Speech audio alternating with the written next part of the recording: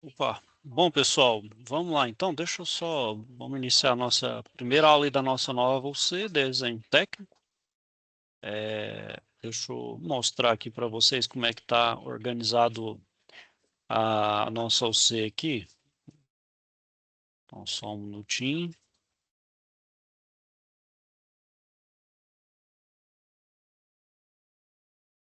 Então, deixa eu compartilhar a tela aqui, pessoal, e organizar aqui, vou mostrar para vocês. Bom, pessoal, então essa UC começou no dia 14, na sexta-feira, certo? Sexta-feira passada, e ela vai até o dia 30/1 de janeiro. Por que está estendido aqui, pessoal? Assim, nossa, tá meio extenso. É porque contabilizou o período de férias. Vai ter um período ali que a aula, a escola vai entrar de férias, a plataforma não, pessoal. Então tá programado essas web aulas aqui, ó. Por exemplo, até o dia 23 a gente vai ter aula. E do dia 29 até o dia 12 eu vou estar de férias, né? Dia 29 do 12 até o dia 12 do 1. Aí eu retorno no dia, na terça-feira, né? Na terça-feira, no dia 13, no dia 20 e 27 do 1, a gente vai ter aí a nossa aula normal e nossa web aula. O que que a gente vai ver, pessoal? E as aulas estão programadas no dia 28 de novembro agora e a outra no dia 5 do 12, né? Tudo no período da tarde aí. E a gente tem duas situações de aprendizagem, pessoal. A gente tem duas SAPs, certo? Eu vou falar das atividades aí e ao longo dessas aulas a gente vai trabalhando um pouco aí dos fundamentos de desenho. Bom, porque a gente precisa ter uma noção de desenho, pessoal? Bom, pode ser que uma das áreas de atuação de vocês seja justamente trabalhar com projetos. E trabalhar com projeto, pessoal, é trabalhar quase que exclusivamente no desenho. Então a gente tem que saber ter a noção do desenho, principalmente noção espacial e principalmente domínio nos softwares, né? Hoje a gente tem aí para o software de Mauro é o AutoCAD. Hoje, como uma forma de integração, né, integração entre área civil, arquitetônica, mecânica, né, a gente utiliza o Revit. O Revit, você trabalha ele por camadas, então vocês conseguem fazer uma casa em 3D com a noção, por exemplo, do sistema de ar-condicionado. Então, onde vai posicionar, não que o AutoCAD você não tem, o AutoCAD é 2D, você vai ter uma visão ali 2D de posição, né, da parte construtiva também, mas no Revit, a gente tem aquela noção como se fosse uma maquete mesmo, uma maquete virtual, onde a gente consegue girar, ver ali perspectiva, a gente consegue ter uma visão mais 3D do projeto. Então, quem for trabalhar na área de projeto vai trabalhar com desenho. Então, é isso que a gente vai abordar, né, nessas duas SAPs e nessa UC. Então, por exemplo, mesmo se a gente for instalar um ar-condicionado, por exemplo, que não é dutado, ou seja, não tem dutos nas paredes, a gente tem que saber, por exemplo, o posicionamento, né? E ter noção mais ou menos de tanto, por exemplo, de tubo que a gente vai precisar para instalar, né? Por exemplo, vou instalar um high-wall numa casa. Aí eu vou colocar mais ou menos, aí eu tenho que pegar, por exemplo, a medida do pé direito, mais ou menos a medida ali de instalação ali da evaporadora, da condensadora, você tem noção. Vou precisar de tantos metros de tubo, tantos por de sucção quantos por de descarga. Aí você vai tendo essa noção. Justamente para a gente ter noção da medida, de posicionamento e de também proporção. É isso que a gente vai ver aí. Vou falar sobre as duas atividades aí, pessoal. A primeira atividade aí, pessoal, a gente vai falar, ela vai ser mais uma coisa à mão. Peraí, pessoal, rapidinho. Não é para estar oculto isso aqui, não. Peraí.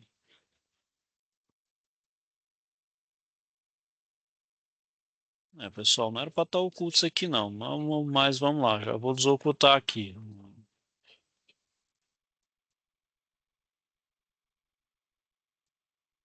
É isso.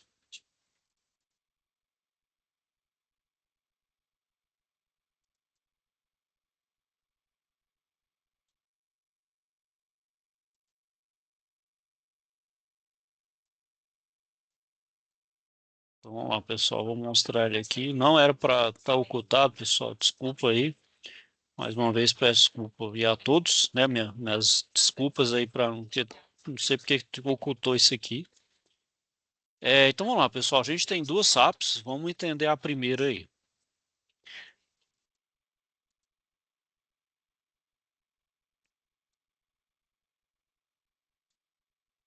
Então vamos lá. Vamos ler o contexto e ver o que que pede. Então, o gerente de logística da empresa que você trabalha solicitou que você elabore um desenho de dois cases, né? No caso, duas caixas, para acondicionar um sistema de climatização residencial do tipo split high wall, que é aquele que tem as unidades externa e interna separado, no caso, o evaporador unidade e evaporadora outra unidade. Então, o objetivo do projeto é dimensionar o tamanho das caixas, que atenda o acondicionamento de forma segura e econômica, tendo em vista que os aparelhos serão enviados por via aérea à filial da empresa, localizada no interior do estado. Para a confecção dos cases, sua empresa vai contratar uma marcenaria local, portanto, ela deverá ter um projeto que inclua todas as informações de tamanho e outros detalhes importantes. Então, o setor de logística, depois de conferir as medidas dos aparelhos, concluiu que os cases devem ter as seguintes dimensões. Então, para o condicionador, ela tem que ter largura de 0,35, 0,65, comprimento de 0,9 e para a evaporadora 40 centímetros, 30 e 80 centímetros. Então, o que que vocês vão fazer? Vocês vão fazer, pessoal, as vistas essenciais das caixas. Uma coisa bem tranquila de se fazer ali, né? Porque a caixa, né? A caixa ela tem um formato ali regular, né? Então é basicamente, pessoal, eu vou mostrar para vocês o que que é, ó. Então, vocês podem estar fazendo isso, pessoal, no software, né? Se quiser utilizar um software ou utilizar a mão, fazer a mão, pode também. Vocês, pessoal, enquanto estiverem com vínculo de estudante no Senai, vocês têm direito a acesso ao AutoCAD versão estudantil. Bom, como que eu faço eu, enquanto estudante, para ter acesso? Vocês precisam, pessoal, vocês vão no site, né? E aí, pessoal, é só no computador. E o computador, pessoal, tem que ter não precisa ser uma máquina de ponta, né? Por assim dizer, não precisa ser um computador gamer, nada, né, muito caro. Mas tem que ser um computador razoável que consiga rodar o AutoCAD. O AutoCAD ele é um pouquinho pesado. Então vocês vão no navegador, na barra de endereço ali, digita ó, AutoCAD, versão estudante. Aí você vem aqui, ó, download do acesso de estudantes, Autodesk Educação. Aí vocês vão achar o AutoCAD, ó. Ó, tá vendo o Revit? Lembra que eu falei? Ó, planeje, projete, construa. Ó, o AutoCAD aqui, ó.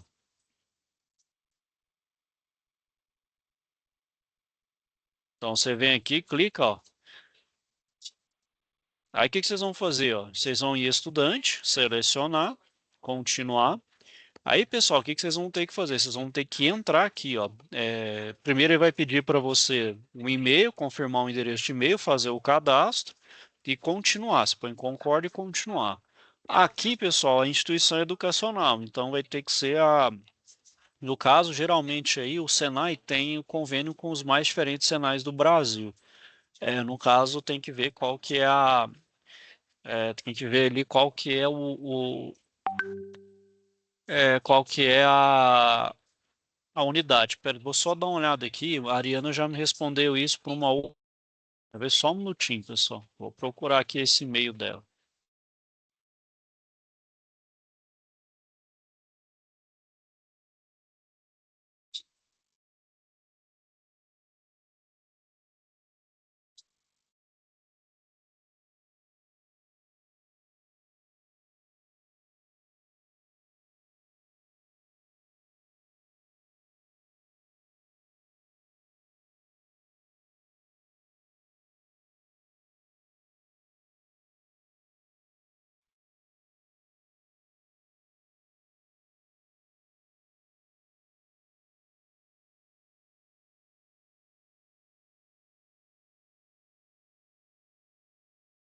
Um minutinho, pessoal. Eu acho.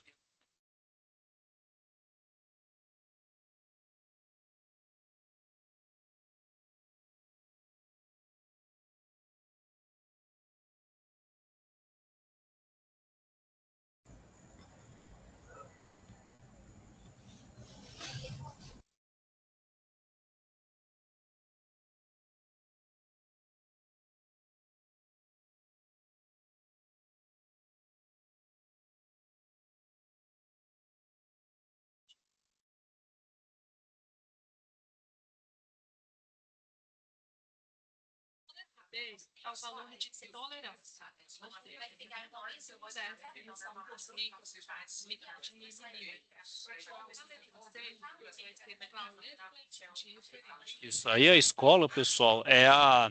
Aí, no caso, quando pede aqui, ó, a instituição educacional é a Escola Senai Manuel de Brito de Santo Amaro. Aí, nessa verificação educacional, pessoal, vocês vão precisar de uma declaração de que vocês têm vínculo com a escola. Deixa eu voltar aqui a compartilhar a tela rapidinho. É,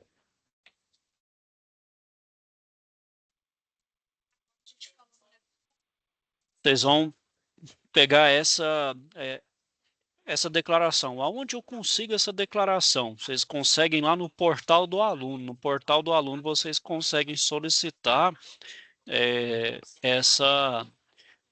Você consegue solicitar essa declaração de vínculo. Essa declaração de vínculo, pessoal, é só um documento, ele vai vir em PDF, né? Assinado com o responsável pela escola, onde mostra que você de fato tem um vínculo com a escola, que vocês são estudantes. Então, pessoal, eles vão ver que você tem de fato ali o vínculo e vai liberar. Então, não demora muito não, pessoal. Eles falam que é de 2 a 3 dias, geralmente um dia eles conseguem fazer essa análise.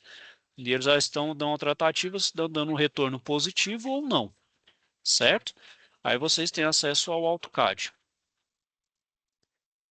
Com relação à atividade, pessoal, aí então deixa eu abrir uma página do Paint aqui e mostrar.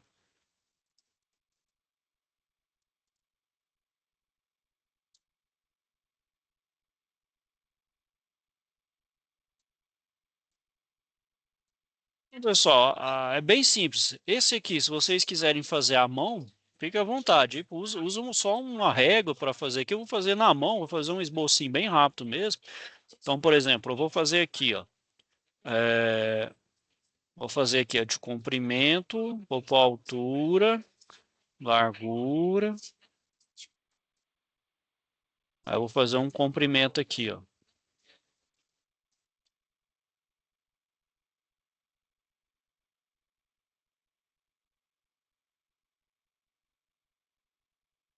Aí aqui eu tenho uma visão 3D. Então, por exemplo, aqui é 65, 90 e 35, certo? Aí como é que eu vou fazer as três vistas? É uma vista frontal, que eu estou olhando de frente, então é como se eu estivesse olhando aqui, né?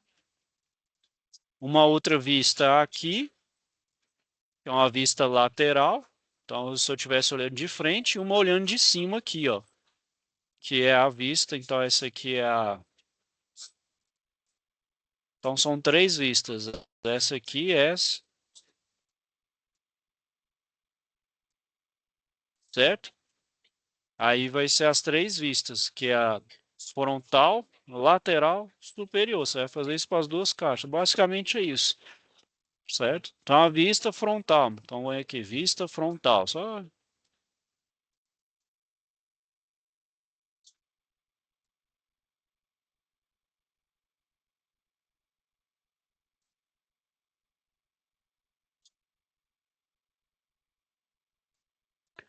Então o que que é a vista frontal aqui, né, pessoal? É pegar o que você está vendo aqui, ó. No caso, essa parte aqui, então é de 65 por 90. É como se eu estivesse só vendo esse retângulo aqui, ó. Que é 65 por 90. A outra vista é a vista superior. Vou colocar aqui, ó, vista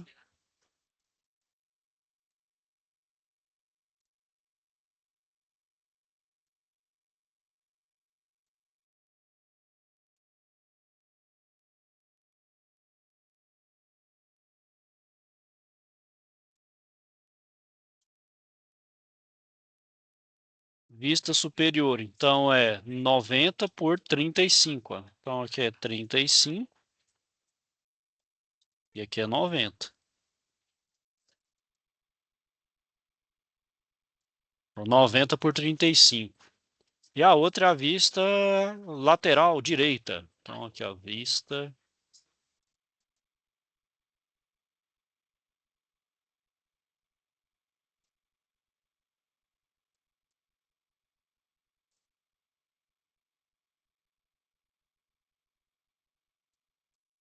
Então, a vista lateral direita.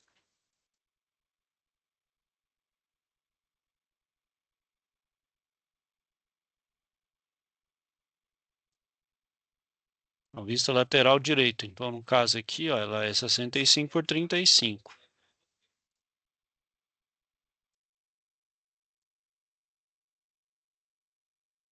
Pronto. São as duas vistas.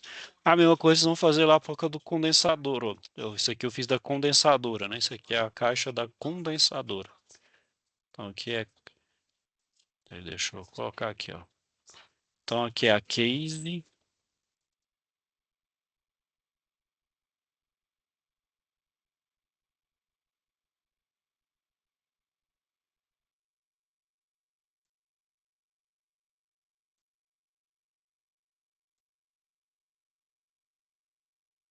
Case da condensadora.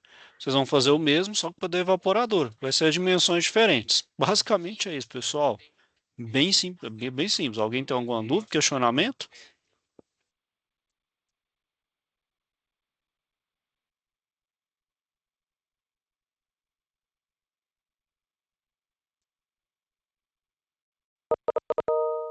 Certinho, pessoal? Tudo ok? Pode perguntar, José. Pode falar aí. É para fazer para evaporadora e condensadora também. Opa, não entendi, José.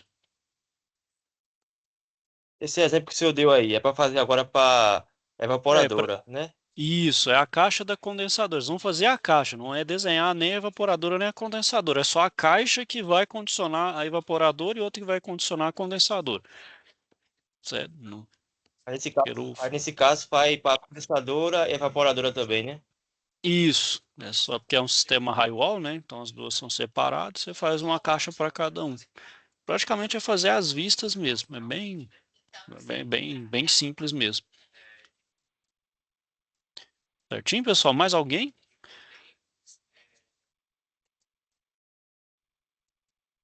Bom, pessoal, então vamos passar lá para a segunda atividade. Vamos aqui, vou mostrar para vocês.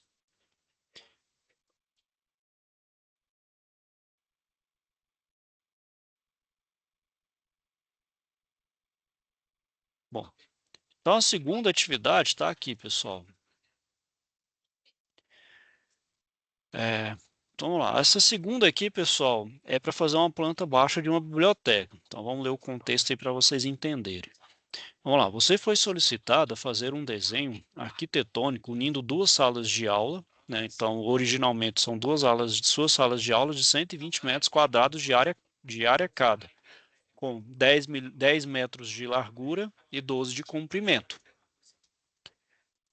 As duas salas estão separadas por uma parede de alvenaria na largura. Então, eu tenho 12 de comprimento e 10 de largura, né? Então, 12 de comprimento, 10 de largura. Aí eu vou ter uma outra 12, 10 por 12, né? Então, é na largura. Então, no comprimento da largura é dividido ali, né? Então, a finalidade é transformar a sala em biblioteca, na qual será instalado um sistema de climatização com dois ar-condicionado do tipo split piso-teto, que é também duas unidades separadas, evaporador e condensador, e cada aí vai ter uma capacidade de 18.000 BTUs. A biblioteca terá capacidade máxima de 20 pessoas, 5 estantes para livros, numa das extremidades da área, nas dimensões é, meio metro por 3, 4 mesas retangulares, né, medindo 1 por 1,5 para estudos em grupo, mesa da bibliotecária de formato retangular, de formato 150 por 80 centímetros, e um balcão em madeira e revestido em fórmica com medidas de 2.500 milímetros por 500 milímetros e com, na verdade não é 1.000 metros, pessoal, é 1.000 milímetros de altura, para separar a mesa da bibliotecária num dos cantos da área. A porta com abertura de correr deverá ser localizada na parede de 10 metros, nas dimensões de 2 metros por 2,10 de altura. A ventilação natural será feita por 4 janelas de correr, nos tamanhos de 2,5, 2,50 centímetros por 1,10 de altura, duas em cada dimensão maior da biblioteca.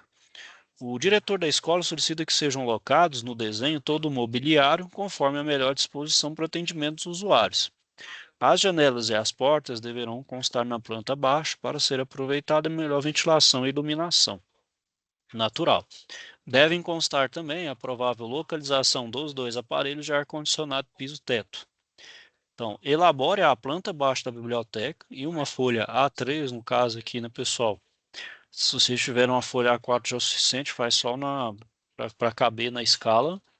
A folha A3 ela é mais cara, não creio que você. E eles não vendem folha separada, vende só o bloco de folha. O bloco de folha é meio caro. Não sei que vocês foram mexer mesmo com o projeto à mão. Eu acho bem, bem pouco provável. Então, é, vou ensinar para vocês a fazerem no software. Se quiserem fazer no software, beleza. Se quiserem fazer à mão também, pessoal, não tem problema nenhum. Pode utilizar a folha A4, aí só faz, né, na escala para caber numa folha A4. A folha A4 é menor do que a A3, né? E considerando as medidas informadas e locando todas as informações importantes para as mudanças do ambiente. Ok, pessoal? Há alguma dúvida nessa atividade aqui, pessoal?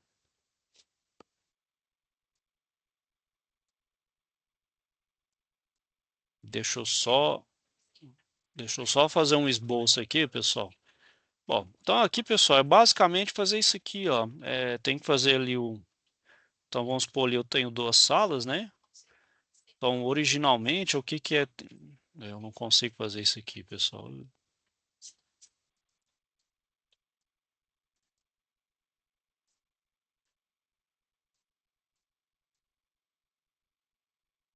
É, aí aqui, ó, como se fosse duas salas que tem aqui, né? Só.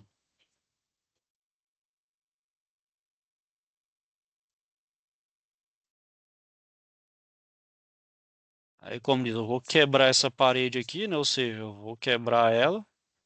Ou seja, eu vou passar uma borracha aqui, né?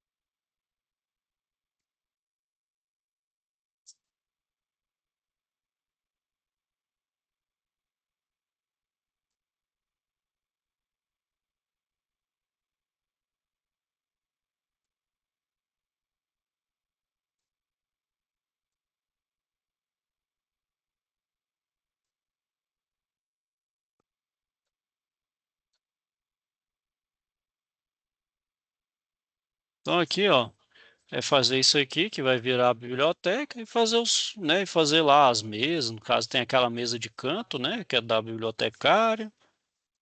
As mesinhas aqui com as cadeiras, né? Então é praticamente fazer isso aqui, as janelas, né? Geralmente a janela tem essa representação aqui, né? Que é um.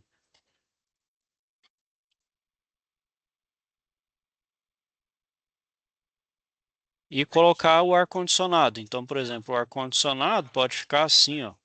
Então aqui é uma evaporadora, aqui fica uma condensadora. Você pode pôr uma aqui também, e aqui outra condensadora, né? Então é justamente aí, né?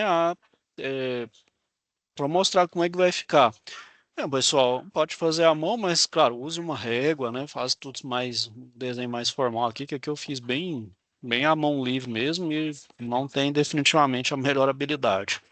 E depois, pessoal, eu vou ensinar vocês a fazerem lá no AutoCAD também, certo? Até aqui, pessoal, alguém tem alguma dúvida, questionamento?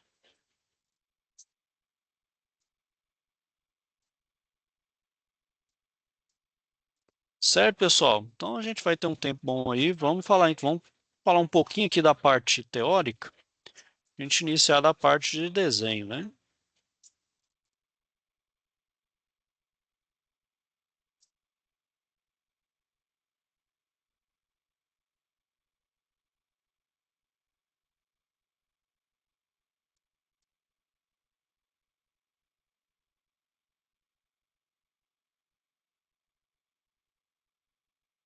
Bom, então, pessoal, a leitura de desenhos, né?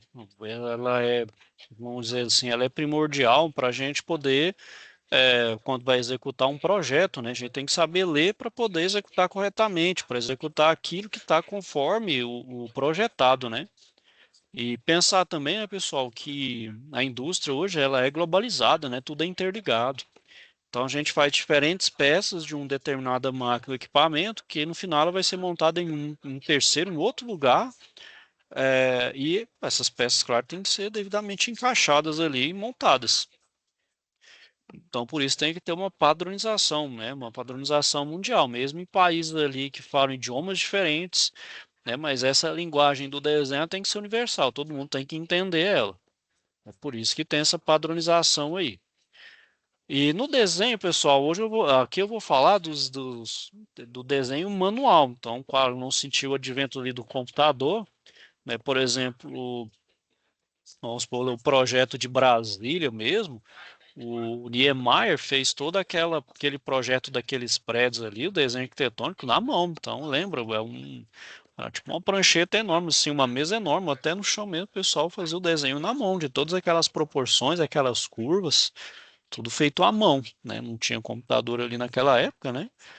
Então era feito tudo manualmente. Então, para fazer aquilo manualmente, a gente precisava dos equipamentos, né? Então, principalmente ali no caso ali o lápis, né? Por exemplo, para cada traço ali, ó, tem uma dureza de grafite, para vocês terem uma ideia. A gente então tem uma grafite que vai virar de um 9H, que é extremamente duro, a um 6B, que é extremamente macio. Então, hoje vende aquele lápis verdinho, né? E cada no combinação dessa letra com o número, ou só o número quer dizer a dureza, né? Que ou vai dar um traço mais firme ou um traço mais borrado ali, né? Então depende, vai dar uma suavidade ali.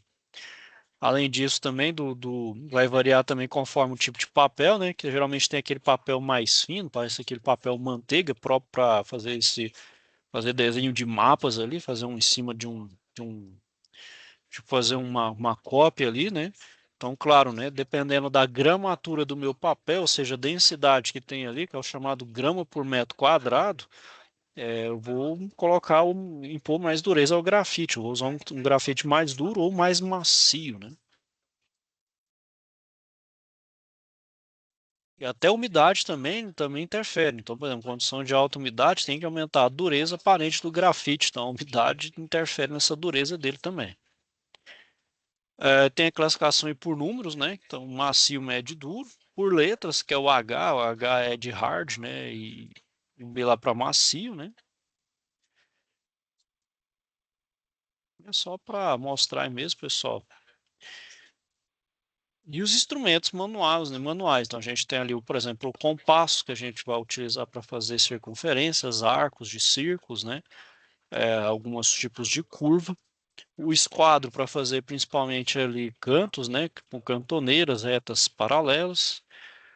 Pode ter ela variando em um par de 45 graus, que é ou no ângulo 30-60, que forma e o escalímetro, onde eu vou fazer as medidas, né? Onde eu vou usar ele para fazer medidas ali em escala. Então a gente tem escala, é uma régua quadradinha, que ela vai ter, cada um ali vai ter uma escala distinta.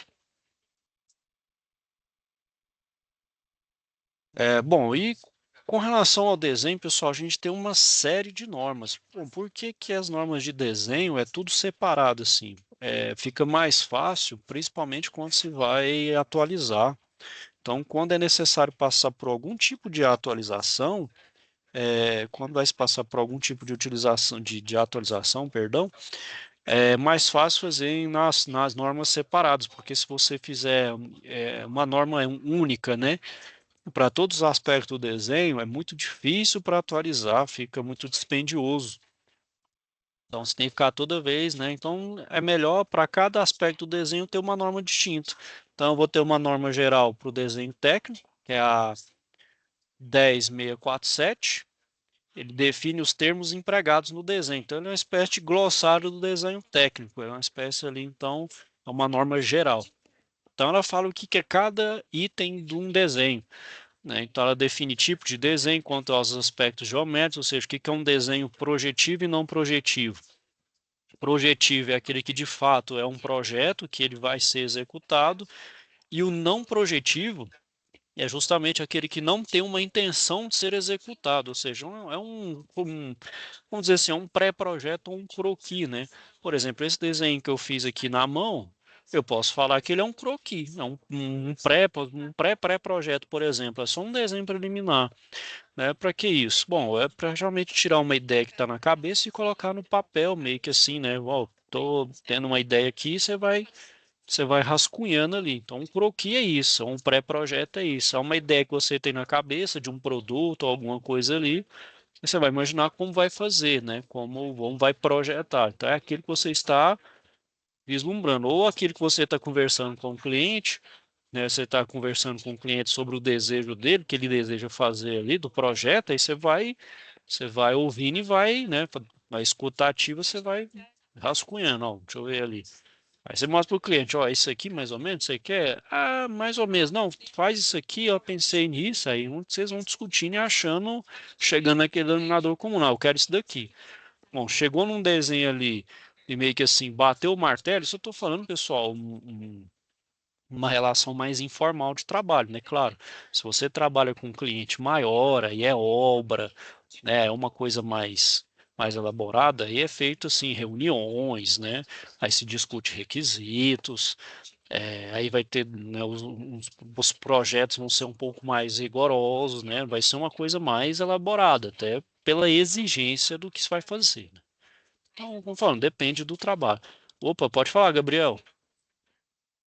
Ô, professor, mas aí a gente não vai precisar aprender a mexer no AutoCAD não para lidar oh Jesus, como é o nome da parada? Com É, plantas e tudo mais? Não, vamos lá, vamos mexer sim, Gabriel, mas não sei se você viu ali que a gente ficou com um tempinho estendido. Esse é até positivo para mim, porque em tese é, era para ter bem menos aulas, mas por causa das férias aqui, mas as web aulas vão continuar. Eu não sei como é que vão estar a programação de vocês enquanto férias, né? Eu só vou parar nas minhas férias ali do dia 29 ao dia 12. A escola vai parar ali, acho que em dezembro e vai voltar só lá em janeiro, né? E a Ô gente vai Jesus, ter um queria ter tempo aí das férias. web aulas. Minhas web aulas até o dia 23 aí eu estou ministrando. Isso vai ter um tempinho para a gente trabalhar bem. Aí eu vou mostrar também não só o AutoCAD, vou mostrar também o SolidWorks. É, eu não vou conseguir instalar o Revit aqui, mas depois eu vou mostrar para vocês o Revit aqui, uns desenhos, só para vocês entenderem o quanto que ele é utilizado hoje também, né? Hoje o Revit eu consigo fazer um projeto de ar-condicionado, por exemplo, dotado, um projeto mais robusto. Ele, além das próprios dimensionamentos, ele consegue me dar até preço, dependendo. Eu vou inserindo os preços ali, ele consegue me dar ele me gera até um orçamento. Ou pode perguntar, Roberto. Ou Roberval, perdão. Sobre esses programas, a gente vai ter disponibilidade deles para, no caso, para fazer os projetos, ou ter mais um entendimento sobre essas plantas. Se não, o AutoCAD, Roberval, você consegue ter acesso à versão estudantil na sua casa. Você consegue instalar o AutoCAD na sua máquina pessoal utilizando a versão estudantil. Agora, o SolidWorks, você só vai ter acesso na escola, né? Infelizmente, ele é só, como é que fala, comercial, né? O SolidWorks, infelizmente, ele é nesse sentido, ele não,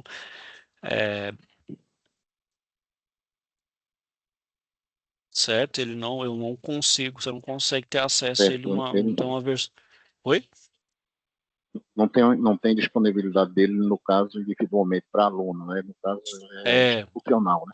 essa é institucional, essa você consegue indo na escola. E na escola, por exemplo, no laboratório de informática, tem o SolidWorks instalado. Aí você consegue acessar por ele. Assim, talvez o Revit também você consiga instalar, porque ele é Autodesk, a versão estudantil você consegue também. É porque por que eles disponibilizam? Porque assim, é uma versão, pessoal, para nível educacional, então é só para você aprender mesmo. Aí vamos supor lá que você quer fazer um projeto, eu vou fazer um projetinho aqui, vou aproveitar o AutoCAD e vou fazer o projeto. até do ponto de vista ali de bloqueio não tem, mas no momento que você for imprimir ou fazer qualquer coisa de impressão a nível de projeto, fazer uma coisa mais a nível comercial, ele vai jogar uma marca d'água lá para falar que é uma versão estudantil, até porque a versão que vocês têm disponível não é essa a proposta, né? Então, quer fazer um projeto mesmo, aí tem que usar uma versão profissional mesmo do AutoCAD, né? Bom, e certinho, Oberval?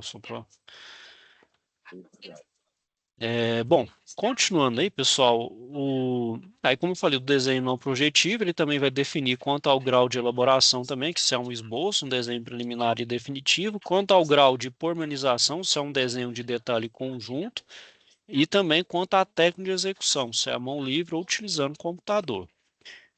A norma 10068, ela vai abordar, né, essa norma sobre a folha de desenho, layout e dimensões, então ela vai falar das diferentes folhas. As folhas que a gente tem aí, pessoal, ela vai do A0, que é a maior folha que a gente tem para desenho. Essa folha é bastante utilizada para a área de arquitetura. Aí vai diminuindo A1, A2, A3. A A3 também é utilizada para arquitetura, também para a área de construção civil. Então, ela é uma folha, ali, vamos dizer, média. E a A4 é a folha Chamex tradicional que a gente tem aí, né? Que a gente utiliza aí normalmente, ela também é utilizada na área mecânica, porque a maioria das peças mecânicas são peças pequenas, dá para fazer, por exemplo, até em escala natural, ou tem que fazer até em escala de ampliação, você consegue fazer ela numa folha A4. Claro, à medida que as proporções das peças ficam maiores, né, aí você vai ter que ir para folhas maiores, ou uma A3, ou uma A2, uma A1, né, ou dependendo da máquina, se for bem grande e complexo, você vai ter que ir para A0, que é o que o pessoal muito utiliza, por exemplo, na construção civil, de arquitetura, né? Fazer planta de situação, enfim. Então a norma 10.068 ela fala justamente dessa padronização das folhas, né? E também com a questão da margem e legenda, né? A margem é o que onde eu delimito, onde eu tenho que fazer meu desenho, e a legenda, ou o carimbo também, que tem um nome, é o que faz a identificação, é o cabeçalho do nosso desenho. A norma 10582, ela é a apresentação da folha para o desenho técnico, onde ela define área para texto, espaço para desenho, né? Enfim, como regra, deve-se organizar os desenhos distribuídos na folha, então tem uma área onde eu vou fazer a legenda, as margens e onde é de fato para desenho, e onde eu posso, por exemplo, adicionar qualquer outra coisa relativa ao desenho, uma anotação, uma observação, uma tabela que for necessária ali da demanda do meu desenho. A norma 13142, ela vai falar do dobramento de cópias, né, o dobramento das folhas, então vai ter regras, né? Então, a técnica né, porque não tem como eu, por exemplo, armazenar uma folha A0, A2 ou A3, são folhas grandes, então tem que dobrar elas para ficar no menor formato. No caso, é uma folha A4, fica no formato de um livro. Então, tem uma série de dobras que eu faço, que aí eu coloco, quem já viu aí, né, principalmente foi em prefeitura, para ver desenho, né, desenho de plantas, vê que fica tudo dobrado e como se fosse um livro. Aí ele desdobra e fica uma folha maior, uma folha ali A3, uma A1, dependendo, ou uma A0, dependendo do tamanho da folha. E a NBR 8402, ela vai executar os caracteres para escrita. Então, você está fazendo essa escrita na mão, também tem uma norma que fala, né, a proporção de tamanho de letra maiúscula, letra minúscula, número. Então tem toda ali uma regra, um regramento para fazer uma escrita, né? Até para evitar o prejuízo na clareza do desenho, que tem que estar nítido, né? Bem claro ali meu desenho, para evitar uma dupla interpretação, uma interpretação errada. E tem mais essas normas aqui, ó. Então, por exemplo, a norma 8403, ela vai falar, por exemplo, sobre a aplicação de linhas em desenhos. Então, quais os tipos de linhas, larguras de linha.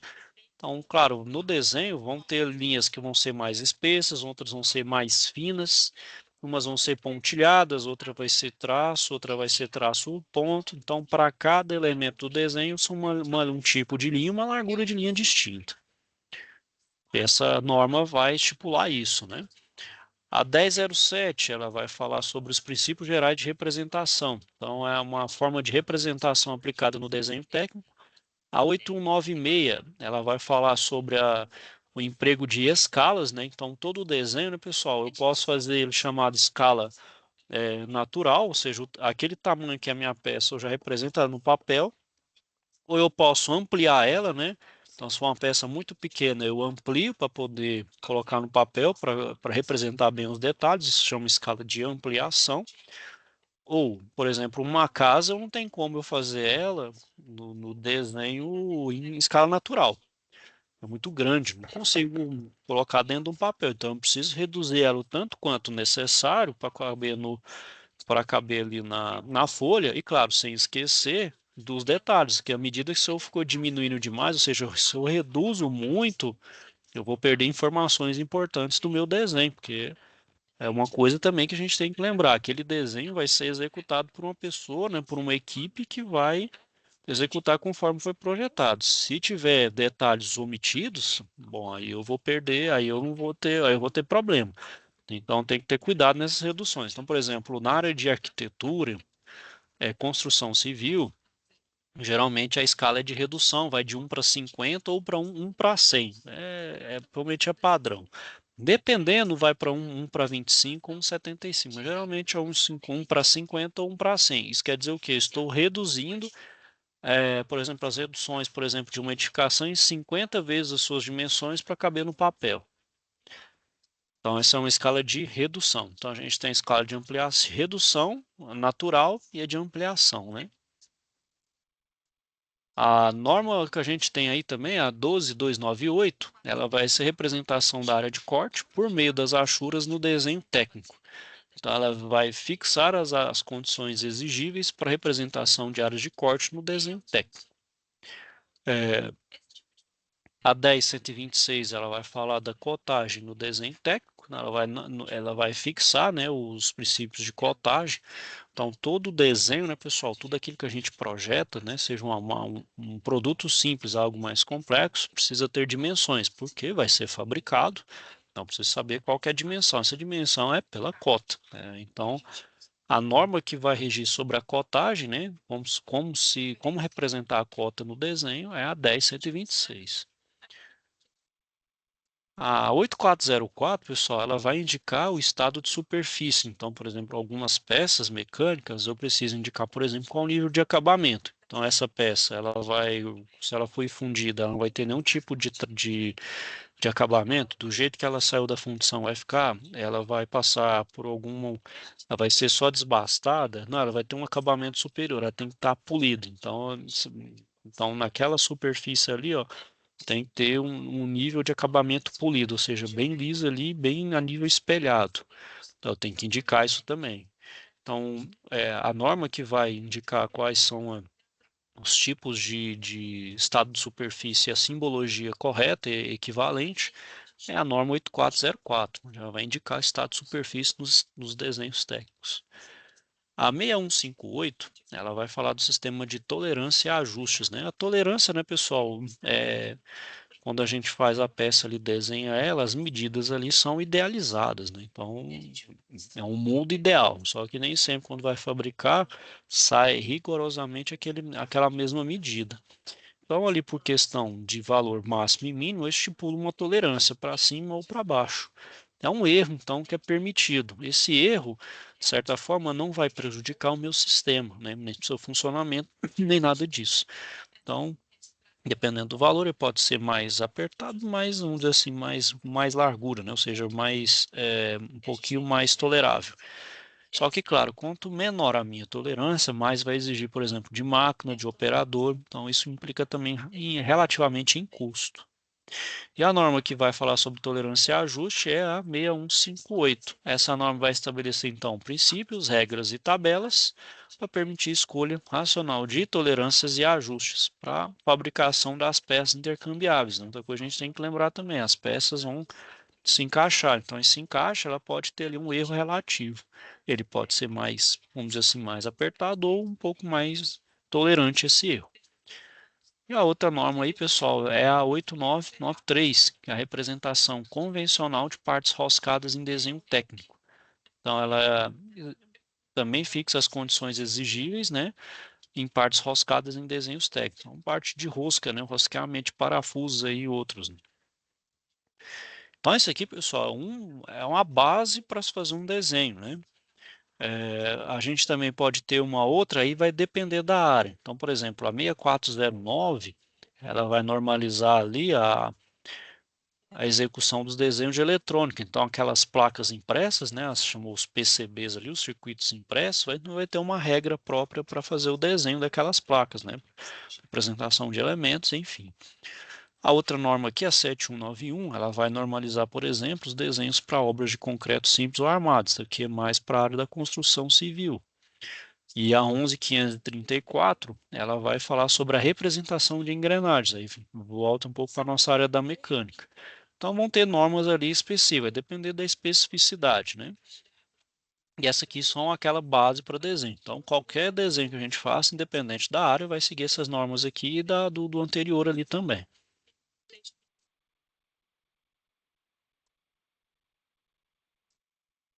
Bom, e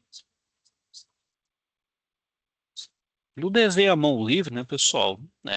Por exemplo, quando a gente vai fazer aquele desenho mais livre ali, vamos dizer assim, um preliminar, um pré-projeto, a gente pode utilizar ali três, né, elementos básicos, que é lápis, borracha, papel ou lapiseiro, né?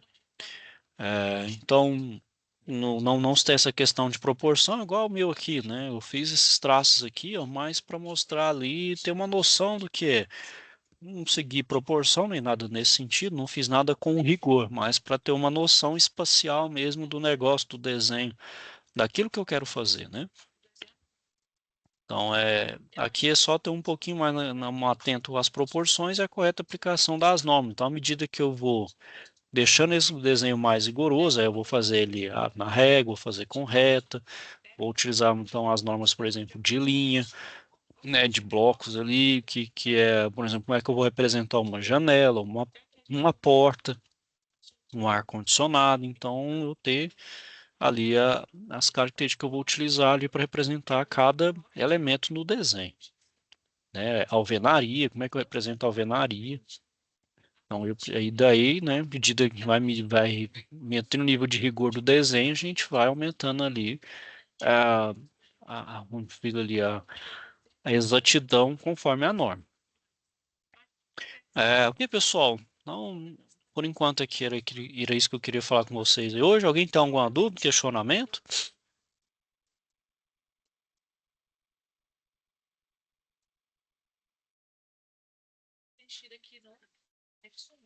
Opa, pode perguntar, José.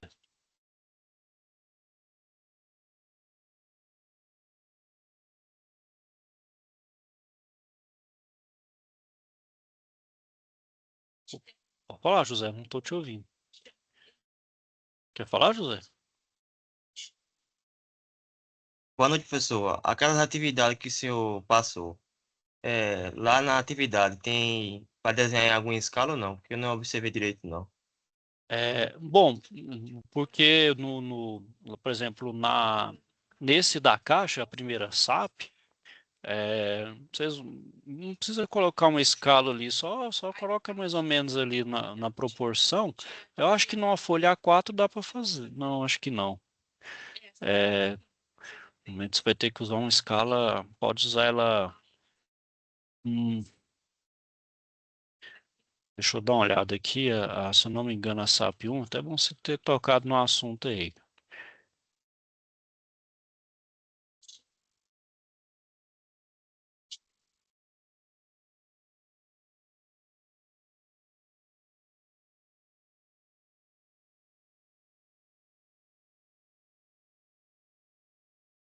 Então ela tem 35 por 65 por 90. É, pode fazer José, na escala, se você usar uma folha A4, você pode fazer na escala de 1 para 50, você reduz em 50 vezes ali, certo?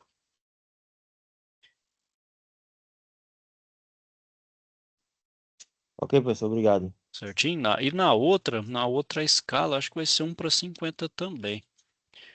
Só que se for fazer na folha A4, pode reduzi-la de 1:100. Pode reduzi-la 100 vezes aí para caber no papel.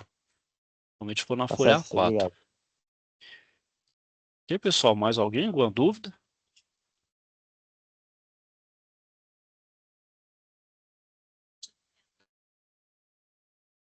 Ok, pessoal, bom, então é isso aí, turma. Eu vou finalizando aqui por hoje. Se tiver então alguma dúvida, questionamento aí, é só me procurar. Vou desejar a todos aí uma boa noite. Ok, pessoal, fiquem com Deus aí e até a próxima.